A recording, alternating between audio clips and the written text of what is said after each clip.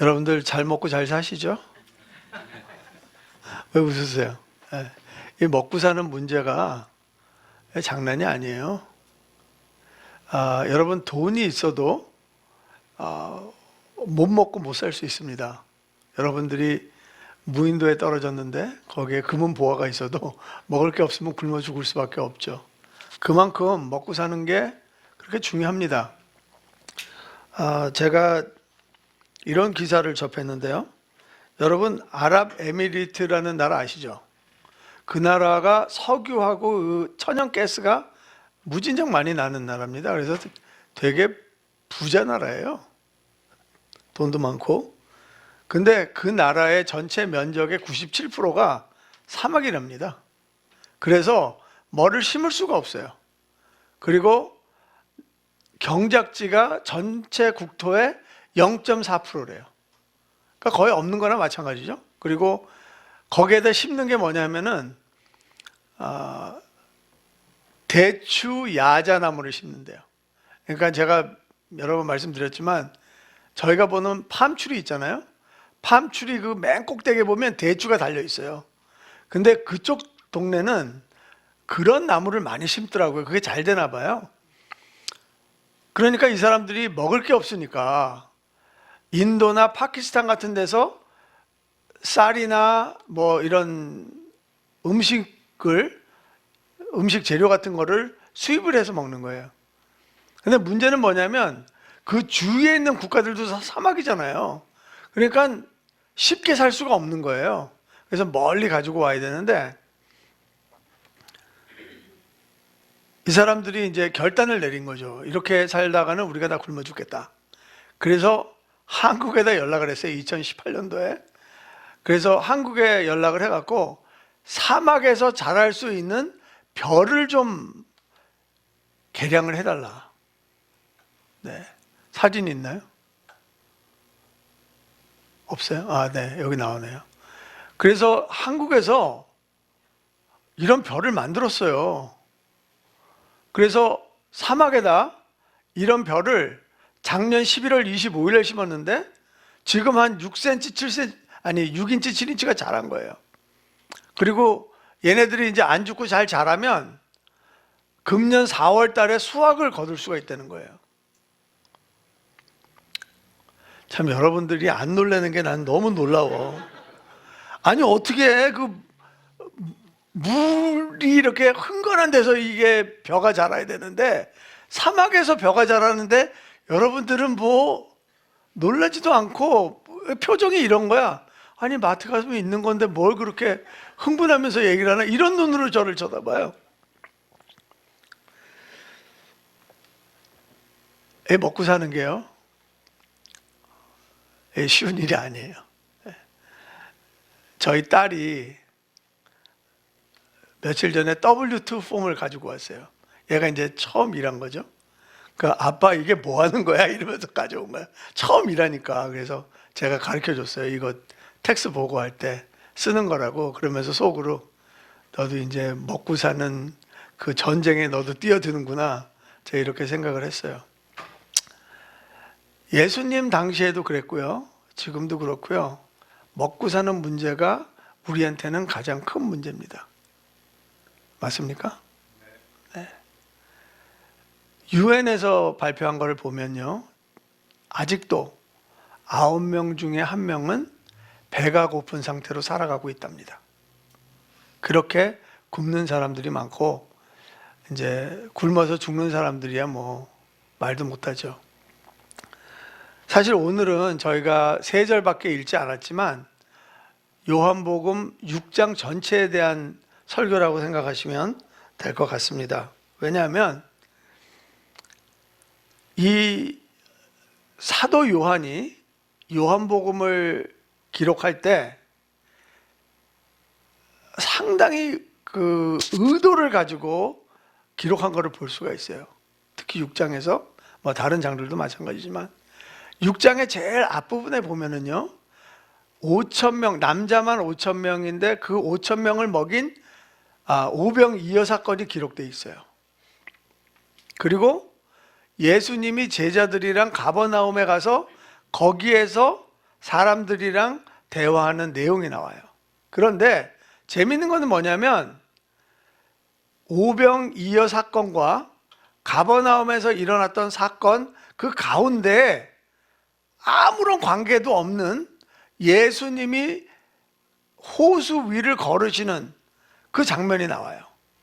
이거는 마태복음에도 나와 있는 거예요. 근데 마태복음에는 베드로가 물 위를 걸었어요. 기억나시죠? 근데 여기는 그런 내용도 없어요. 그냥 예수님이 바다 위를 걸었다, 이 정도만 나오고 그냥 넘어가요. 왜 그랬을까?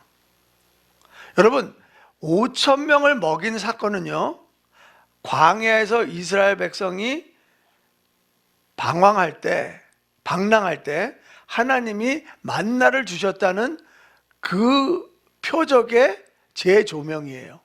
이해가 되시죠?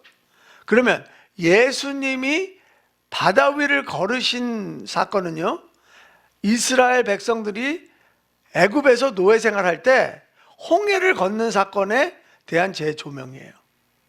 그러면 우리는 좋은 크리스찬이기 때문에 여기서 질문이 하나 딱 생겨야 돼요. 뭐냐? 이상하다. 원래는 홍해를 걷는 다음에 만나를 먹었는데 왜 만나를 먹은 다음에 홍해를 건널까?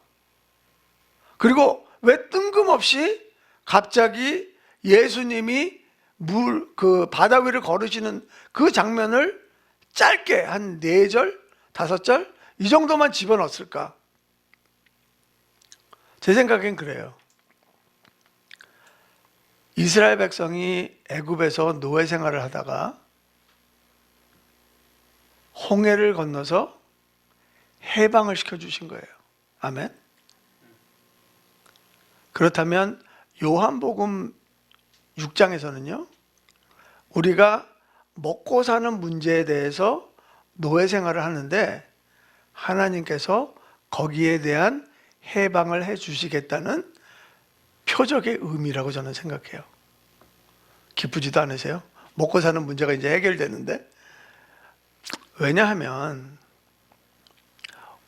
오늘 말씀을 보잖아요. 그러면 예수님이 그냥 생명이 아니에요. 뭐예요? 생명의 떡이에요. 예수님은 저희들한테 항상 표적을 보여주시고, 그리고 그 표적에 대한 상황을 통해서 아버지가 무슨 마음을 갖고 있는지, 아버지가 무슨 의도를 갖고 있는지를 알려주시기를 원해요. 왜 그래요? 이사야서 보니까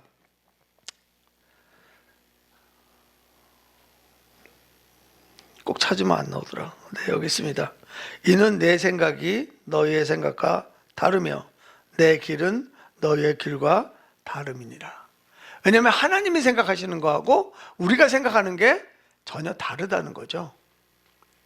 그러면 우리가 어떻게 하면 하나님 아버지가 가지고 있는 그 의도, 하나님이 가지고 있는 그 마음을 알 수 있을지, 그리고 이해할 수 있을지.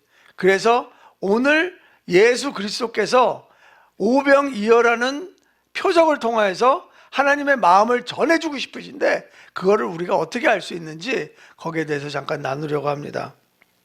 첫 번째는요, 아버지의 아들을 알 때 아버지의 마음을 이해할 수 있다는 거예요. 우리는 하나님을 볼 수가 없어요.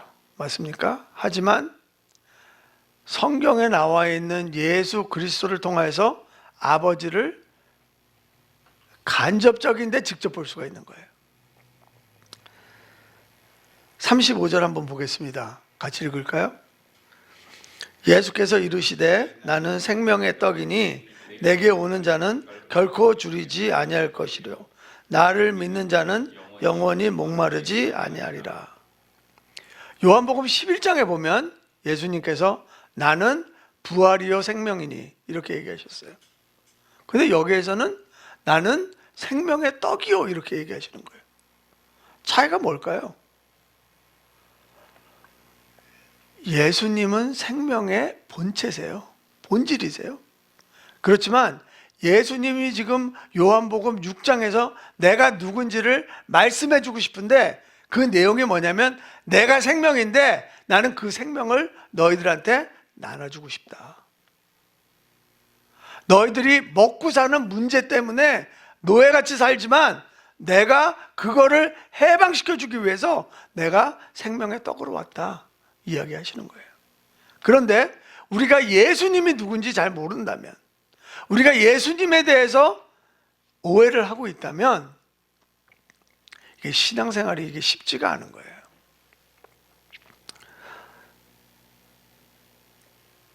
제가 인터넷을 보니까 인도 사람들이 미국에 들어오고 싶은 사람들이 많아요. 근데 미국에서 비자를 잘 안 내준대요.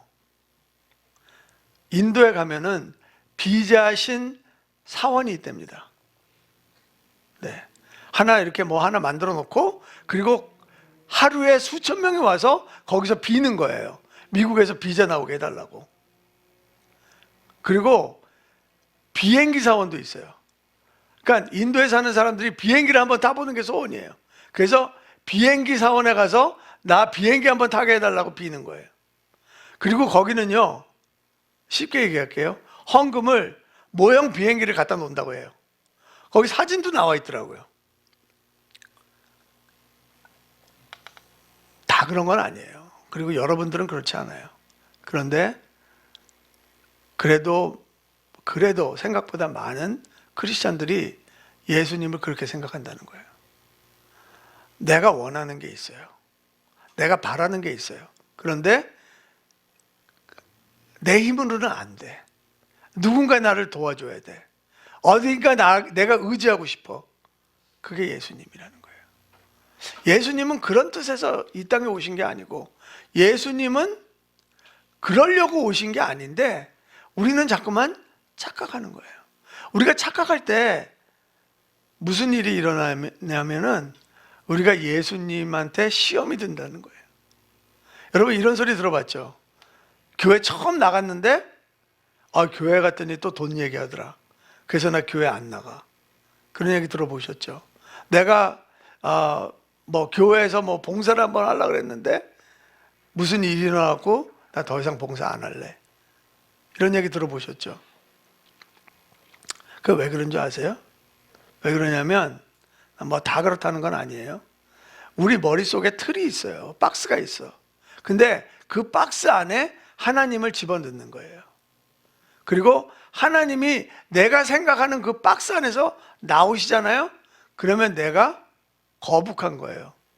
내가 생각하는 하나님은 이 안에 있어야 되는데 왜 하나님이 건방지게 나오시지? 이렇게 생각하는 거예요. 죄송해요. 제 표현이 너무 과하지만 우리가 알게 모르게 그런 생각을 한다는 거죠. 여러분 세례 요한도요, 예수님한테 시험 들은 거 아세요? 뭐 시험까지는 아니었지만 질문이 생겼어요. 자기가 예수님을 위해서 열심히 뛰었어요.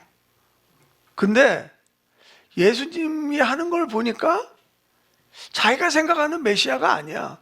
자기가 생각했던 게 있는데 그 메시아가 아니라는 거예요. 그래서 자기 제자를 불러요. 야, 너희들 예수님한테 가서 한번 물어봐라. 당신이 우리가 기다리는 사람입니까? 아니면 다른 사람을 기다려야 됩니까? 물어보라는 거예요. 제자 둘이 가서 예수님한테 물어봐요.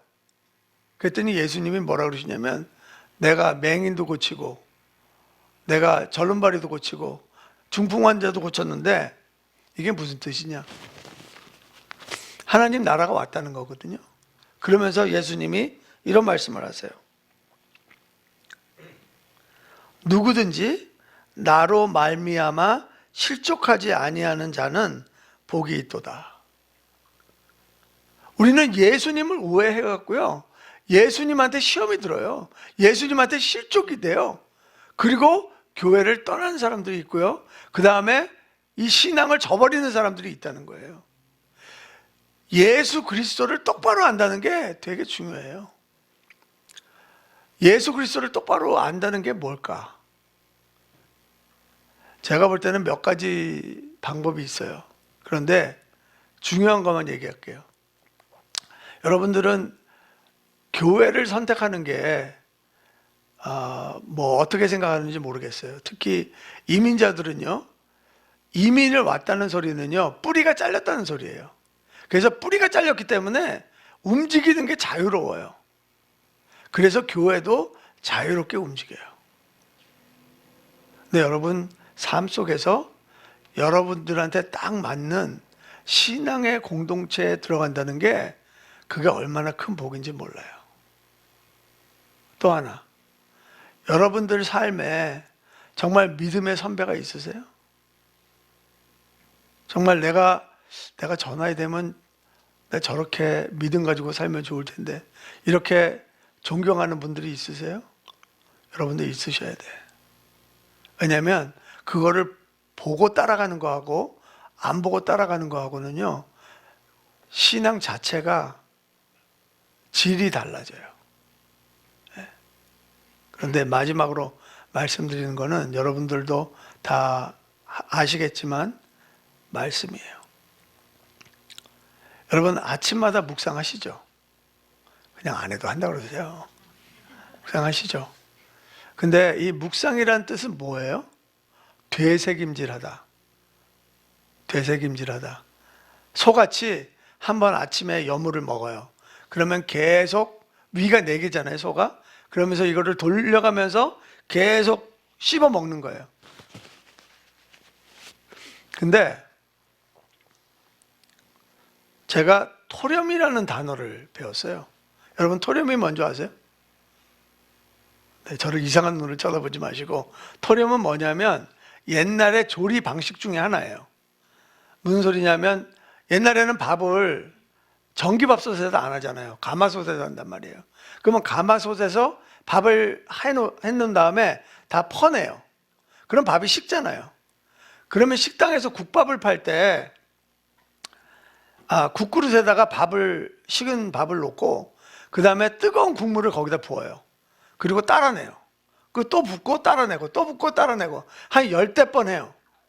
그래서 밥이 따뜻해지면 그때 국을 부어서 이제 손님한테 나가는 거예요. 그거를 토렴이라 그래요.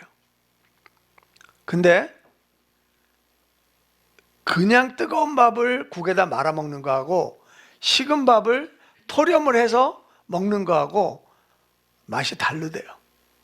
토렴을 해서 먹는 국밥이 더 맛있대요. 왜 그러냐면 이게 밥이 식잖아요. 그러면 수축이 돼 있잖아요. 그런데 뜨거운 국이 들어가면서 팽창이 되면서 그 국의 맛이 스며든대요. 그래서 밥맛이 더 좋답니다. 제가 그 설명을 듣는데 이 묵상이 이런 거구나.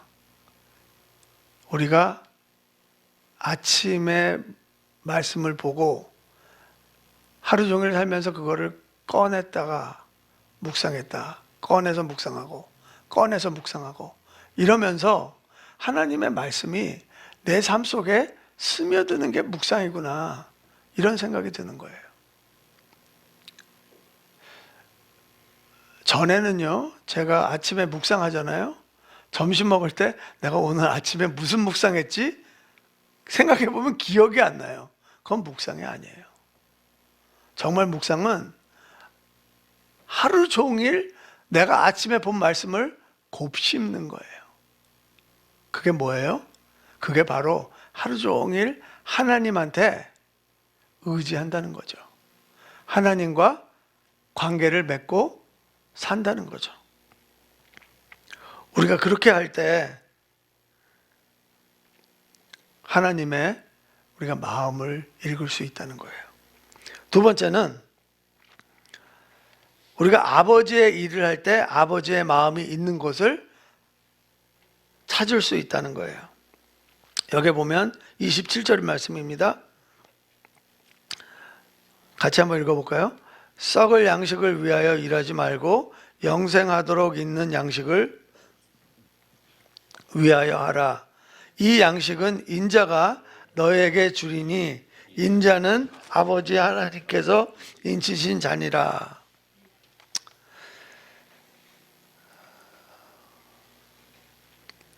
여기 보면 썩을 양식을 위해서 일하지 말고 영적인 양식을 위해서 일하는 거예요.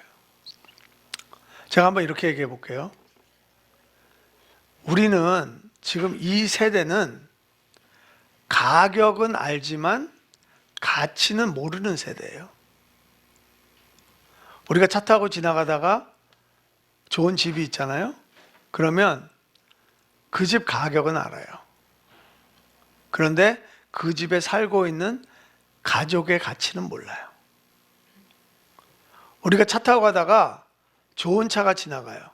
그 차 가격은 알아요. 그렇지만 그 차를 타고 있는 사람의 가치는 몰라요. 지금 예수님께서는 무슨 얘기를 하냐면 너의 삶에 가격을 쫓아가지 말라는 거예요. 가격 뒤에 있는 가치를 보고 살으라는 거예요.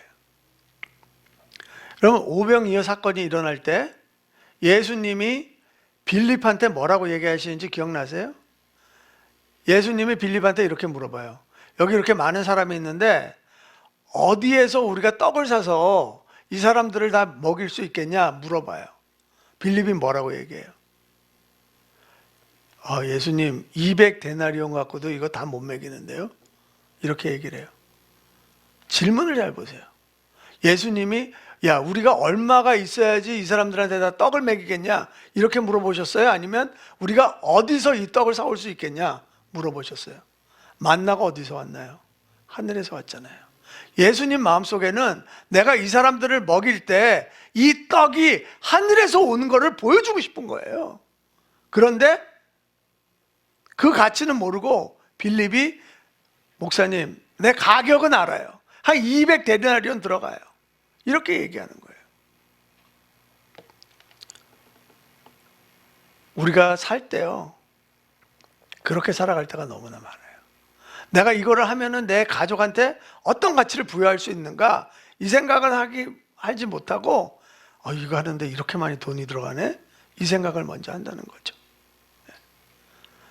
제가 여러분들한테 죄책감을 주려고 이런 얘기하는 게 아니라 제 자신이 그렇다는 거예요. 사역을 할 때도 하나님, 이거 꽤 비싼 사역인데요. 이거 꼭 해야 돼요. 하나님, 이렇게 돈이 많이 들어가는데 이거 어떻게 하죠? 이 생각부터 드는 거예요. 그런데 하나님 뭐라 그러세요? 네가 하고 있는 사역이 하늘에서 온 사역이야. 그러면 하늘에서 그 가치를 부여했는데 나머지 게 안 따라오겠냐 이렇게 얘기하시는 거예요. 아멘도 안 하시고 무슨 깡으로 그렇게 앉아 계신지 모르겠어. 믿으시기 바라요. 우리가 하나님의 일을 하잖아요. 그러면 가치가 보여요. 이게 하나님이 이렇게 해서 이런 일을 나한테 시키시는구나. 그래서 하나님, 예수님 믿으라고 그러는구나. 그러면 하나님의 마음이 어디 있는지 가지는 거예요. 세 번째는 우리 의지를 버릴 때 아버지의 마음이 보인다는 거예요. 38절입니다. 같이 읽겠습니다. 시작. 내가 하늘에서 내려온 것은 내 뜻을 행하려 함이 아니요 나를 보내신 이에 행하려 함이니라.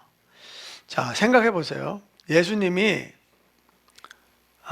빌립보서 2장에 보면 예수님이 하늘의 보좌를 버리시고 그리고 하나님과 아버지와 동등함을 취하지 않으시고 인간의 모습으로 이 땅에 오셨어요. 그게 무슨 소리냐면 모든 것들을 다 버리고 오셨다는 거예요. 오죽하면 하늘에서 입고 있는 옷도 벗고 오셨어요. 맞습니까? 예수님이 그런 모습으로 이 땅에 오셨으면 그래도 최소한 예수님이 가지고 있었던 뭔가 하나는 이루고 가야 될 거 아니에요. 근데 그런 게 하나도 없다는 거죠. 오직 아버지의 뜻만 이루려고 이 땅에 오셨다는 거죠. 제가 놀라운 개를 하나 만났어요. 개 이름이 행복인데 골든 리트리버예요. 이렇게 생겼어요. 귀엽게 생겼죠. 저는 세상에 태어나갖고 이렇게 똑똑한 게 처음 봤어요. 저희 집에 개가 2마리 있거든요. 근데 개 두 마리를 합친 IQ보다 얘가 10배가 높아요. 얘는 제 생각에는 저보다 더 똑똑한 것 같아. 여러분 안 믿으시는데 이 개 주인이 라면을 끓이고 있어요. 근데 얘가 밖에 나가. 그래서 텃밭에 있는 파를 뽑아갖고 갖다 줘. 시킨 게 아니라니까 이게. 한번 그 유튜브에 들어가갖고요. 행복이 한번 쳐보세요. 미친 개 이렇게 치지 말고 천재개 이렇게 쳐보세요. 그럼 얘가 나올 거예요. 제가 정말 놀란 거는요. 주인이 행복아 비누곽 좀 가져와. 그렇게 했어요. 뭐 개한테 비누곽 가져오라는 거는 사실 웬만한 개들도 할 수 있어요. 비누곽을 가져왔어요. 근데 주인이 뭐라고 얘기하냐면 행복아 이 안에 들어가는 거 갖고 와. 비누를 갖고 오는 거야. 개는요 이렇게 시키는 거 아니면은 그거를 연결해서 생각할 수 있는 인지 능력이 없어요. 근데 얘는 그걸 해내는 거예요. 그리고요 개들은요 보통 개들은 비누곽을 가져오잖아요. 그러면은 먹이를 하나 줘야 돼요. 추릿을 하나 줘야지 그 다음 거를 시키면 해요. 사실 우리 개는요 그거를 줘도 안 해. 얘가 버티면 준다는 걸 알기 때문에요 그냥 한 번 얻어먹고 두 번째는 배째 이러고 완전히 시키는 거 안 해요 얘는. 근데 얘는 하더라는 거예요. 그리고 전문가가 나와서 얘기를 하는데 그 재난 상황에서 사람들을 구하는 개들 있잖아요. 걔네들은 무지무지 똑똑한 개들이래요. 근데 그런 개들을 훈련시킬 때 그 재난 상황과 비슷한 상황에서 계속 매일 훈련을 시킨대요. 그럼에도 불구하고 정말 재난이 난 장소에 가잖아요. 그러면 반 이상이 못한대요. 그거를. 그러면서 이 사람이 뭐라 그러냐면 행복이는 그런 개보다도 더 똑똑한 애라는 거예요. 근데 이 전문가가 놀라운 얘기를 해요. 그러면 왜 행복이는 이렇게 똑똑한가? 그 전문가가 얘기하는데 주인과의 유대감에서 천재성이 나온다는 거예요. 제 눈 보세요. 지금은 약간 졸린 것 같은데 그 영상에 보잖아요. 그러면은 주인이 무슨 말을 하잖아요. 그러면 정말 주인을 뚫어지게 쳐다봐요. 그리고 주인이 시키는 것만 하는 게 아니라 주인이 하는 행동을 계속 보고 있어, 관찰하면서 주인이 무엇을 원하는지를 개가 알아. 근데 개는 아는데 나는 몰라. 개는 주인을 쳐다보면서 주인의 마음을 아는데 내 주인인 하나님의 마음은 난 모른다는 거예요. 너무 창피한 일 아니겠어요? 난 사실 하나님이 라면을 끓일 때 내가 텃밭에 가서 파를 가져올 자신 없어요.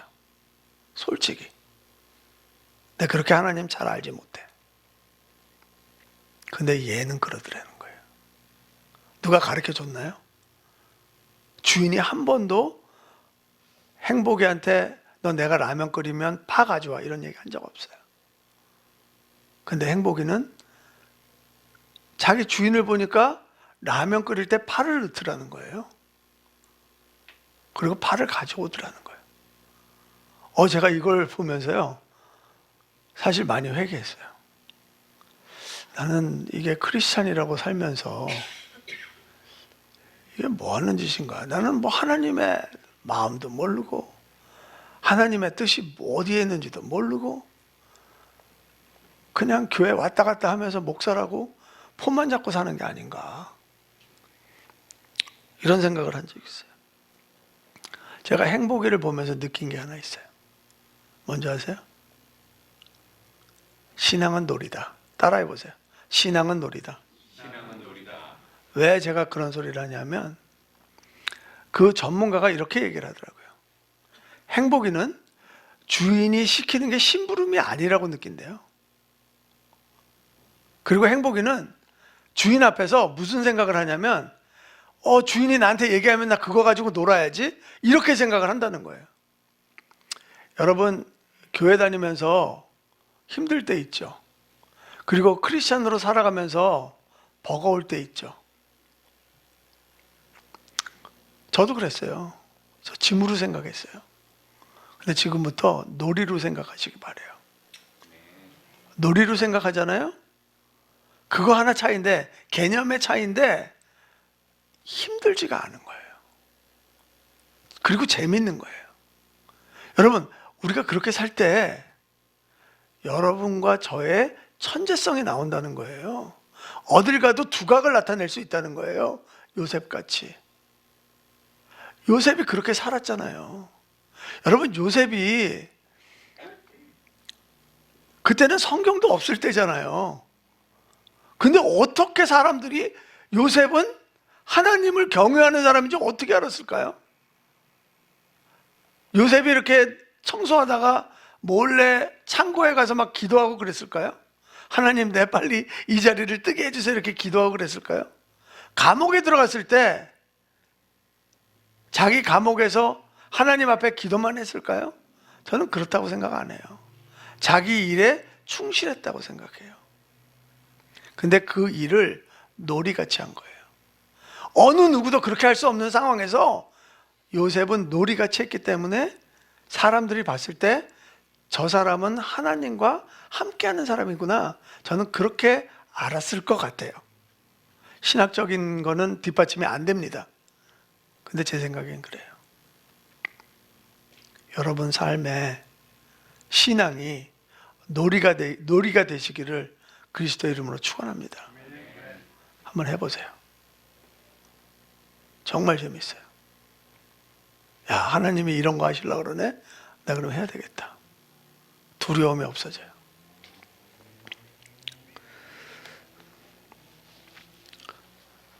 말씀을 맺도록 하겠습니다.